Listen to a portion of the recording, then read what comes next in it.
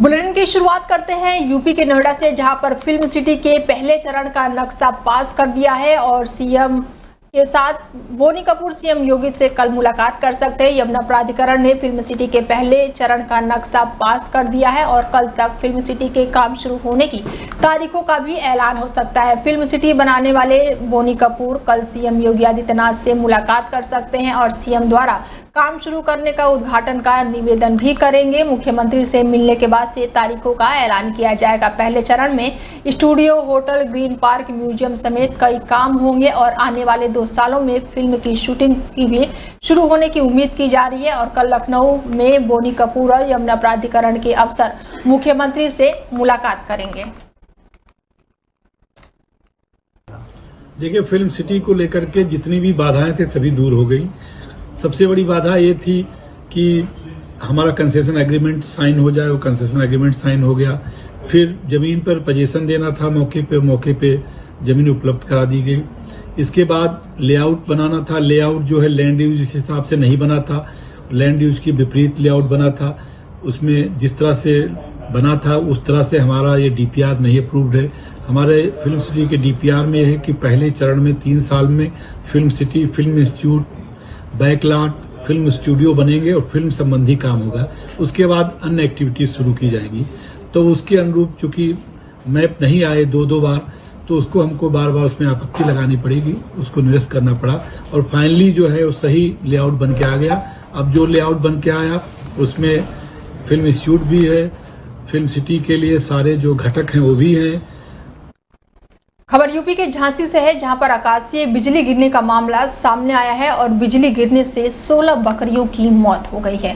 झांसी के थाना क्षेत्र के बिजना में एक दुखद घटना सामने आई है, जब आकाशीय बिजली गिरने से खेत में चल रही 16 बकरियों की मौके पर ही मौत हो गई। ये घटना उस समय हुई जब पलटू अहिरावल के खेत में बकरियां चल रही थी और घटना की सूचना कुलदीप पुत्र शिव शरण साहू निवासी को दी गई और इसके बाद से पुलिस को भी सूचना दी गई।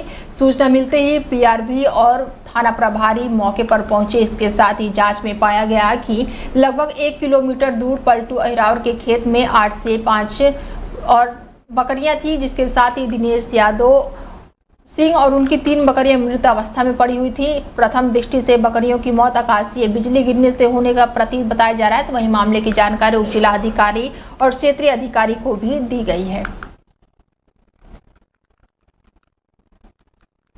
बलिया में जन अधिकारी पार्टी के नेता का बड़ा बयान सामने आया है। उन्होंने सरकार पर आरक्षण समाप्त करने का गंभीर आरोप लगाया है। बता दें कि खबर यूपी के बलिया जनपद के जिला अधिकारी कार्यालय पर जन अधिकारी पार्टी लोकतांत्रिक के राष्ट्रीय महासचिव और राष्ट्रीय प्रवक्ता फाजिल अहमद ने जमकर हल्ला बोला है और कलेक्टर परिषद में मीडिया से बातचीत के दौरान केंद्र सरकार पर गंभीर आरोप लगाए हैं। उन्होंने कहा कि देश में लेबर एक्ट जैसे कानून तो है, लेकिन स्किल्ड और वर्कर जैसे पत्रकार, इंजीनियर, डॉक्टर, एमबीए, वकील आदि जैसे कोई भी ठोस कानून नहीं है। उन्होंने कहा कि प्राइवेट कंपनियां आउटसोर्सिंग के नाम पर गलत तरीके से भर्तियां कर रही हैं, जो असंवैधानिक है। सरकार निजीकरण के बढ़ावा दे रही है ताकि आरक्षण के तहत नौकरियों की मांग न की जा सके। इसके साथ ही उन्होंने कहा कि सरकार की मंशा आरक्षण को समाप्त करना ही है, जिससे दलित, आदिवासी और पिछड़े वर्ग के बच्चों का भविष्य बर्बाद हो जाए। सिक्योरिटी गार्ड 12 घंटे की ड्यूटी करते हैं। गेट खोलना, गेट बंद करना बहुत महत्वपूर्ण ड्यूटी है और उनको तनख्वाह दिया जाता है 8 घंटे का, लेकिन उनसे उनको पैसा देना चाहिए 16 घंटे का। ये तो बहुत अच्छा है। मैं बलिया की, इसीलिए मुझे गर्व है कि मैं बलिया, आप लोग जो बात सोचते हैं, बलिया के पत्रकार लोग जो बात सोचते हैं, राष्ट्रीय स्तर पर ऐसे पत्रकार लोग नहीं सोच पाते। इसीलिए मैं बलिया ये बहुत अच्छा विषय आपने उठाया और हम चाहते हैं कि आप लोग भी इसको आगे बढ़ाइए। तो जिस तरह से लड़कों को नौकरी दिया जाता है, उसके बाद सरकार पीठ पर तपाती कितने लोगों को नौकरी दे दी है, लेकिन आज तक देखा जाए तो उनकी विडम्बना इस तरह से है कि जो बच्चे नौकरी कर रहे हैं वो काफ़ी परेशान, जो इंजीनियर हैं, चाहे बड़े बड़े पदों पे हैं, कोर्स करके इसका नौकरी कर रहे हैं आउटसोर्सिंग के थ्रू, तो उनकी कितनी आप विडम्बना मानते हैं? देखिए, इस देश में लेबर एक्ट जो है वो बहुत कानून है लेबर के लिए। अनस्किल वर्कर्स को हम लेबर कहते हैं, लेबर के लिए बहुत कानून है। पर स्किल्स वर्कर जिसमें पत्रकार है, इंजीनियर है, एमबीए है, डॉक्टर है, पत्रकार है, वकील है, ऐसे लोग जो पढ़े लिखे हैं, वो जब किसी जहाँ नौकरी करते हैं, उसके लिए देश में कोई कानून नहीं है, उसके लिए कोई कानून नहीं है। लेबर एक्ट में वो कवर नहीं होता, क्योंकि वो स्किल वर्कर है। इसके लिए हम लोगों ने लगातार, जब खड़गे साहब लेबर मिनिस्टर थे, मैं तब से प्रयास कर रहा हूँ कि अनऑर्गेनाइज सेक्टर में जो पढ़े लिखे लड़के हैं, जो स्किल्स वर्कर हैं, उनको बाकायदा, जैसे एयरटेल के लड़का नौकरी कर रहा है पर उसे जो अपॉइंटमेंट लेटर मिलता है वो एयरटेल का नहीं मिलता है, किसी आउटसोर्सिंग कंपनी का मिलता है। यह बिल्कुल इलीगल है। यदि कोर्ट में चैलेंज किया जाए तो ये पूरा जितना वो अपॉइंटमेंट हुआ है सब खत्म हो जाएगा। कोई कानून नहीं बना देश के अंदर जिसके तहत ये लोग अपॉइंटमेंट कर रहे हैं इलीगल। मुजफ्फरनगर जनपद में कांवड़ मार्ग पर पड़ने वाले दुकानों और रेस्टोरेंट और ढाबों पर नेम प्लेट लगाने का मुद्दा गर्माता हुआ नजर आ रहा है। नेम प्लेट को लेकर जहां एक और योग साधना आश्रम के महंत यशवीर जी महाराज युवाओं की टीम कांवड़ यात्रा के दौरान तैयार कर रहे हैं, जो कांवड़ मार्गों पर पड़ने वाली दुकानों पर नेम प्लेट न लगाने वालों की निगरानी करेगी, तो वहीं दूसरी तरफ आज भारतीय जनता पार्टी के फायर ब्रांड नेता और खतौली विधानसभा सीट से बीजेपी के पूर्व विधायक विक्रम सैनी ने भी ये साफ कर दिया कि कांवड़ यात्रा के दौरान नेम प्लेट तो लगानी पड़ेगी। उन्होंने कहा कि दुकान, होटल और ढाबों पर मालिकों के नाम की नेम प्लेट तो लगनी ही चाहिए। में कांवड़ यात्रा चलने वाली है।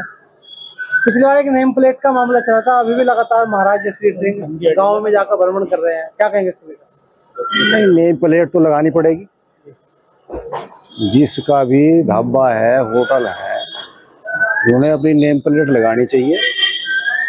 मालिक की नेम प्लेट लगानी चाहिए। जो उसमें काम करने वाले लोग हैं, जैसे हलवाई हैं, रसोइयाँ हैं, उनकी भी एक लिस्ट होनी चाहिए, कौन कौन खाना बना रहे, कैसे बना रहे, तो ये होना जरूरी है। नहीं, उसमें कुछ मुस्लिमों का ये कहना है कि हमारे पेट पे लात लग गई, हमारा रोजगार ठप हो जाता है। तो एक महीने में कौन सी लात लग गई?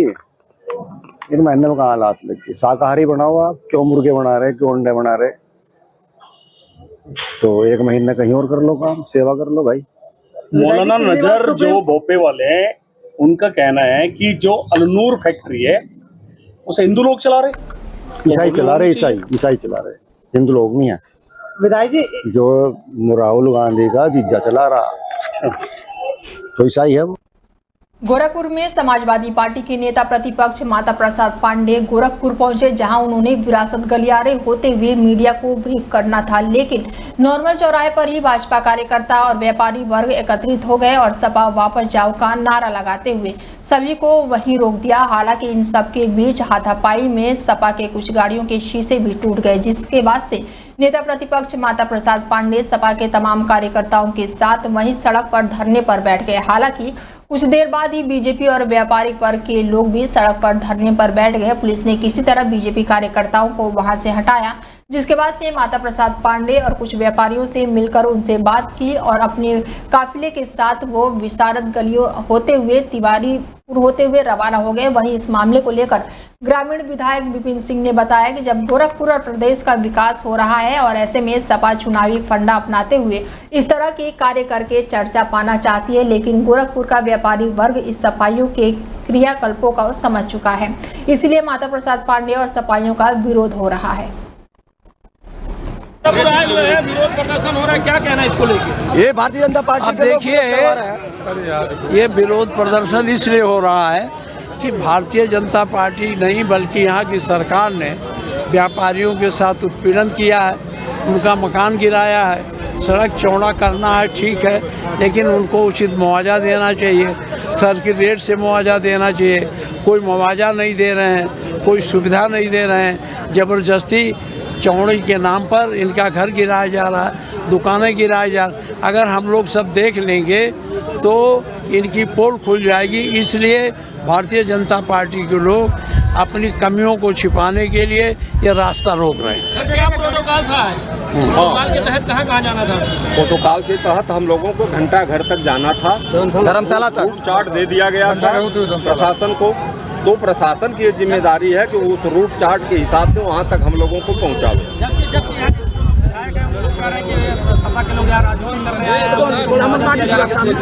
अरे मुआवजा तो हम राजनीति करने नहीं आए, हम आए हैं उन लोगों को जो पीड़ित हैं, जो सताए गए हैं, जिनका बिना मुआवजा घर गिराया गया है, दुकानें गिराई गई, उनके दुख दर्द को समझने आए।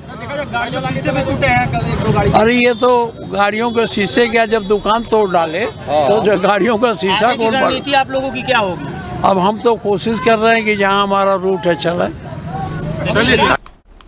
मुरादाबाद में शादी की जिद पर अड़ी प्रेमिका प्रेमी के घर पहुंच गई है और इस दौरान गांव में घंटों हंगामा होता रहा। तो वहीं आरोपी प्रेमी के परिजनों ने युवती को मारपीट कर घायल भी कर दिया। ठाकुरद्वार कोतवाली क्षेत्र के गांव जाफराबाद में उत्तराखंड की रहने वाली युवती प्रेमी के घर पहुंची, जहां प्रेमिका ने 7 साल तक शादी का झांसा देकर यौन शोषण करने का आरोप लगाया है। और आरोप है कि लड़की ने जब युवक से शादी करने को बोला तो लड़का घर से भाग गया, जिसके बाद से प्रेमिका घर के बाहर ही धरने पर बैठ गई और घंटों हंगामा होता रहा।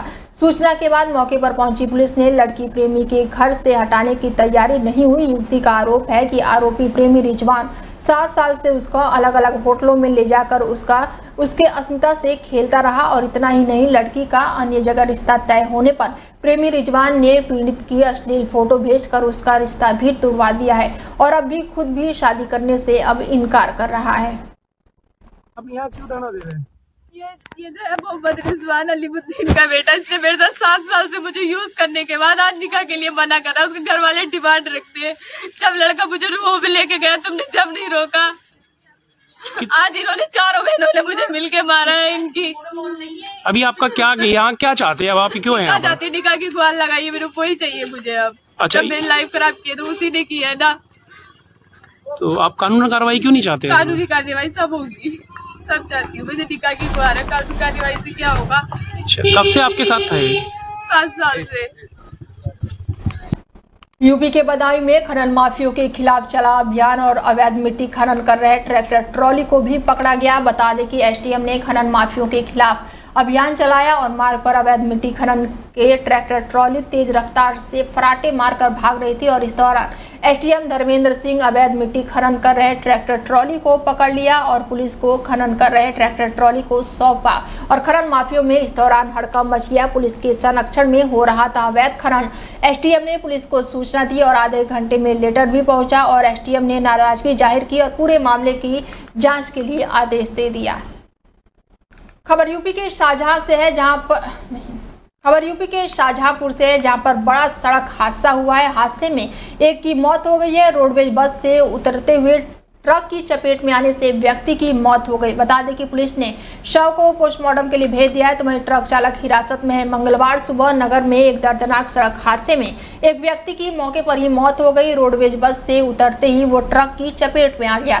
तो वहीं पुलिस ने शव को कब्जे में लेकर पोस्टमार्टम के लिए भेज दिया है। ट्रक चालक की हिरासत में लिया गया है और वाहन को थाने में खड़ा कर दिया गया है और जैसे ही बसंत बस से उतरकर सड़क पार करने लगा, तेज रफ्तार ट्रक की चपेट में आ गया। तो वहीं प्रत्यक्षदर्शियों के अनुसार ट्रक का पहिया सीधे बसंत के ऊपर से जा गुजरा, जिससे उसकी मौके पर ही दर्दनाक मौत हो गई। सूचना मिलते ही पुलिस मौके पर पहुंची और शव को कब्जे में लेकर समुदाय स्वास्थ्य केंद्र भेजा, जहां पर डॉक्टरों ने उसे मृत घोषित कर दिया और हादसे की सूचना मिलने के बाद से परिजनों में कोहराम मचा हुआ है। खबर यूपी के एटा से है, जहां पर 2 ट्रकों की आमने सामने जोरदार भिड़ंत हो गई है और भीषण आग में चालक की जलकर दर्दनाक मौत हो गई है।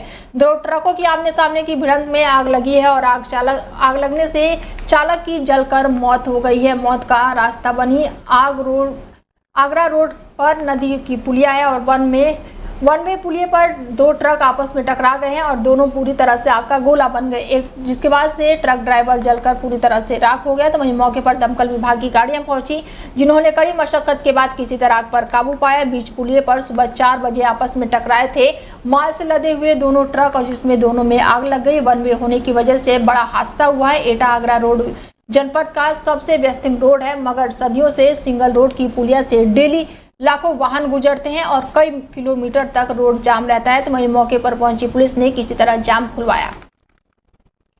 झांसी के मोट कोतवाली क्षेत्र में ग्राम सेना में एक दर्दनाक और दिल दहला देने वाली घटना सामने आई है। मामूली विवाद के चलते एक पड़ोसी ने 72 साल के वृद्ध की बेरहमी से वार कर हत्या कर दी।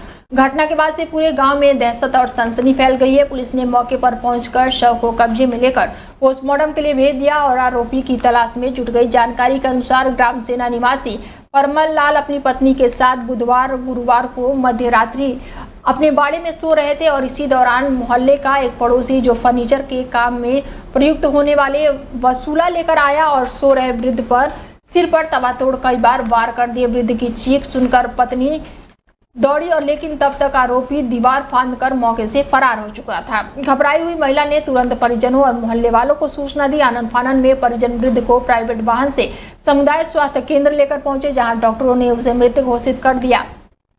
घटना की सूचना मिलने के बाद से मौके पर पुलिस बल भी पहुंचे। शव को कब्जे में लेकर पंचनामे की कार्रवाई शुरू कर दी है और जांच पड़ताल शुरू कर दी गई है।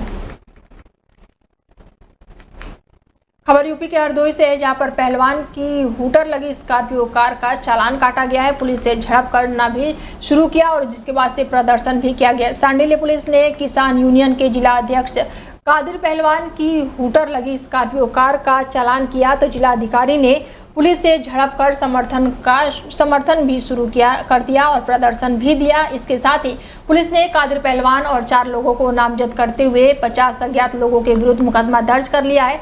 दोनों पक्षों में हुए विवाद को सुलझाने के लिए हूटर लगी स्कॉर्पियो कार से थाने पहुंचे थे कादिर पहलवान, तो वहीं स्कॉर्पियो कार में लगे अवैध हूटर को उतारने के लिए पुलिस से उनकी झड़प हो गई और इसी बीच कादिर पहलवान ने समर्थकों के साथ प्रदर्शन भी शुरू कर दिया और पुलिस प्रशासन के खिलाफ जमकर मुर्दाबाद के नारे भी लगाए। सांडिल्य पुलिस ने किसान यूनियन राजू गुप्ता संगठन के जिला अध्यक्ष कादिर पहलवान समेत 4 नामजदों और 50 अज्ञात लोगों के विरुद्ध मुकदमा दर्ज कर लिया है और विधिवत कार्रवाई भी शुरू कर दी है।